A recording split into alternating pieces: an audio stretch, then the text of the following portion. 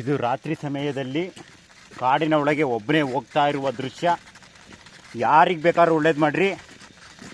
ಸಂಬಂಧಿಕರನ್ನ ಎಲ್ಲಿಡಬೇಕೋ ಅಲ್ಲಿ, ಸೂಳೇರಿಗಾದರೂ ಒಂದು ಸ್ಥಾನ ಕೊಡಬಲ್ಲೆ. ಇನ್ನು ಸಂಬಂಧಿಕರಿಗೆ ಅವ್ರನ್ನ ಎಲ್ಲಿಡಬೇಕೋ ಅಲ್ಲಿ ಇಡ್ತಿರ್ತೀನಿ.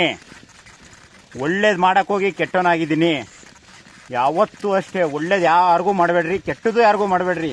ನಮ್ಮ ಪಾಡಿಗೆ ನಾನು ಇದ್ದಿದ್ರೆ ಇವತ್ತು ನನಗೆ ಈ ಥರ ಸೈಕಲ್ ಪರಿಸ್ಥಿತಿ ಬರ್ತಾ ಇರಲಿಲ್ಲ. ನನ್ನ ಜೀವನ 20 ವರ್ಷ ಹಿಂದಕ್ಕೆ ಹೋದಂತಹ ಜೀವನ ಆಗೋಗೈತೆ ನಮ್ಮದು. ಇರಲಿ, ಒಳ್ಳೇದು ಮಾಡಿ ಎಲ್ಲರಿಗೂ ಕೆಟ್ಟದಾಗಿದ್ದೀನಿ. ನೀವು ಅಷ್ಟೇ. 2026 ಬರ್ತೈತೆ. ಯಾರಿಗೂ ಒಳ್ಳೇದು ಮಾಡಬೇಡ್ರಿ, ಯಾರಿಗೂ ಕೆಟ್ಟದ್ದು ಮಾಡಬೇಡ್ರಿ. ನಿಮಗೆ ನೀವು, ನಮಗೆ ನಾವು. ಸೂಳೇರಿಗೂ ಒಂದು ಸ್ಥಾನ ಕೊಟ್ಟಬಲ್ಲೆ. ಬಟ್ ಈ ಸಂಬಂಧಿಕರು ಅಂತ ಕಿತ್ತೋದು ನನ್ನ ಮಕ್ಕಳಿಗೆ ಒಂದು ಸ್ಥಾನ ಮಾನ ಯಾವುದೂ ಇಲ್ಲ ನನ್ನ ಹತ್ರ. ಇನ್ನು ನಮ್ಮ ಅಪ್ಪ, ನಮ್ಮ ತಾತ, ನಾನು ನಂಬಿರೋ ದೇವ್ರುಗಳು ನನ್ನ ಜೊತೆ ಅವರೇ. ಅದು ಯಾವತ್ತೂ ಸುಳ್ಳಾಗಲ್ಲ. I don't like it. ನನ್ನ ನೀವು ಕೊಟ್ಟಿರೋ ಸಾಲ ಎಲ್ಲ ನಿಮ್ಗೆ ವಾಪಸ್ ಕೊಡ್ತೀನಿ. ನೋಡಿರಿ, ಕತ್ಲಲ್ಲಿ ಒಬ್ಬನೇ ಓದ್ತಾ ಇದ್ದೀನಿ. ಇದು ನಾನು ಸಾವನ್ನೇ ಗೆದ್ದ ಭೂಪ ನಾನು. ಇರಲಿ, ಯಾರಿಂದ ಒಳ್ಳೇದಾಗಿಲ್ಲ ನಮಗೆ. ಸೊ ಎಲ್ಲ ದೊಡ್ಡ ಬಿಲ್ಡಪ್ ನನ್ನ ಮಕ್ಕಳು.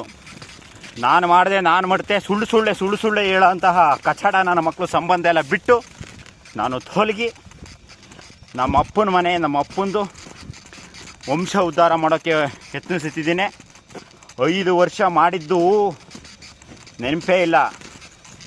ಸೊಂಟ ಮುರ್ಕೊಂಡು ಬಿದ್ದೋದಂತಹ ವ್ಯಕ್ತಿ ಇವತ್ತು ಇರಲಿ, ಮಾಡಿದ್ದುಂಡೋ ಮಾರಾಯ. ಯಾರಿಗೂ ಕೆಟ್ಟದ್ದು ಬಯಸಬಾರ್ದು, ಯಾರಿಗೂ ಒಳ್ಳೇದು ಬಯಸಬಾರ್ದು.